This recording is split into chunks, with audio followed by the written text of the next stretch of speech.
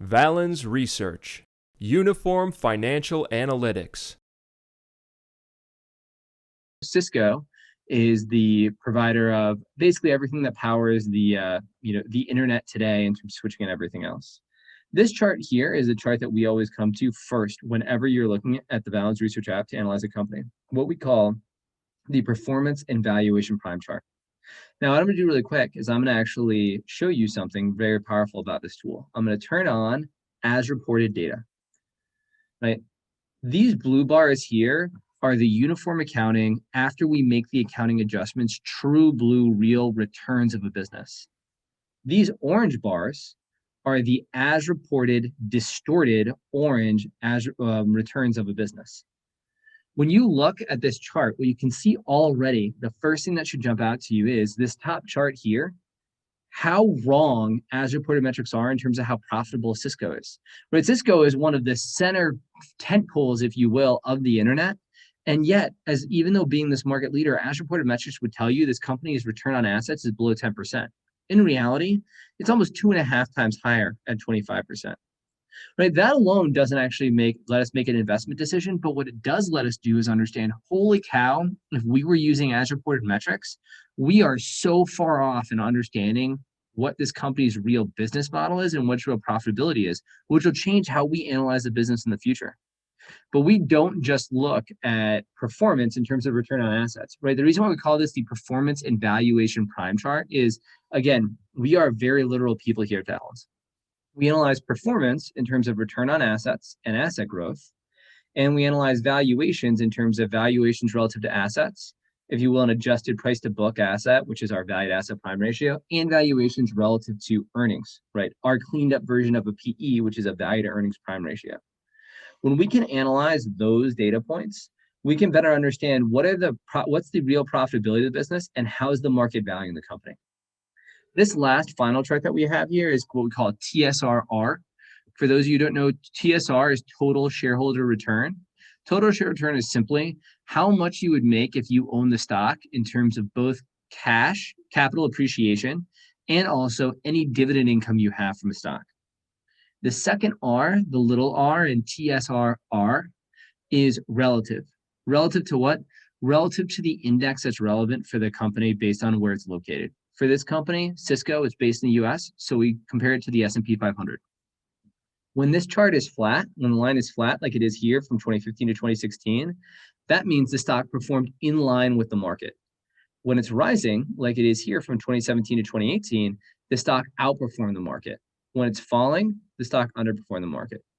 And what's really telling is more often than not, what we can see is there is a strong relationship between the uniform accounting data and what the TSR does for a company, because the market is paying attention to this data. It's not paying attention to the distorted as reported accounting. And for Cisco, if we look, right, we can even see back from 2005 to 2008, you would have seen a declining return on asset business if you looked at the as reported metrics, not realizing returns were actually improving. What happened during that time? The stock took off. Similarly here, right, we can see as returns improved and then as returns leveled off, what happened with the market, especially because growth impacts that too. So right, all this can help us understand what are the real returns and growth of business and what's the market expecting. The next question is, does this mean we should buy or sell Cisco? What does uniform accounting say about this company, not just in terms of how good it is, but is it undervalued or overvalued? And that's when we can look at these 5 bars here and here. These 2 light blue bars here are what Wall Street analysts are forecasting Cisco's return on assets to be when we take as reported estimates and we push it through the uniform accounting data to get to what real economic returns are. These white bars here are what the market is pricing Cisco to do at a $190 billion stock price or a $45 stock price, or $190 billion market cap or a $45 stock price. In essence, at this valuation, we can understand, based on what the market is paying for Cisco, what Cisco needs to do so that the stock won't drop, right? And what we can see is right now, at a $190 billion valuation, the market is pricing Cisco, which has had remarkable stable returns at around 25% a year, to have returns remain around 25% a year the next 5 years. And it's forecasting Cisco, which has shrunk slightly almost every single year for the last 7 years, to continue to shrink slightly. I don't know about you, but for me, this looks like the market actually understands Cisco. It is a low growth, very strong business, which is what a company that trades at, basically a 16, 17 times, that makes sense. But now let's say that we actually want to change what we think could happen for Cisco.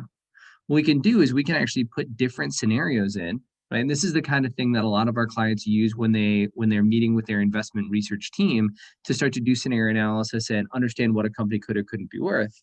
Let's say that we think that because Cisco is at the center of what's going on in the Internet of Things, and because they're accelerating their investment in 5G, I'm not necessarily saying either of those things are true, but let's say that we think that. We can say, we think that Cisco is finally going to be able to grow again and returns are going to improve. It's going to get more profitable even as it grows. Well, what would that mean the company was worth? Right? We can put that scenario in and solve for stock price to say, what could the company be worth? In that scenario, the company would be worth $60 or 40% higher than it is right now. And these are the kind of quick scenarios that we can do with Cisco. And we can do with any company, any of the 25,000 companies that we look at using uniform accounting. This is the power of it. It can quickly first help us understand, holy cow, are we looking at the wrong data and making the wrong assumptions about what a company is doing? And then after doing that, it can also help us understand, then what do we think the company could be worth once we look at the real data?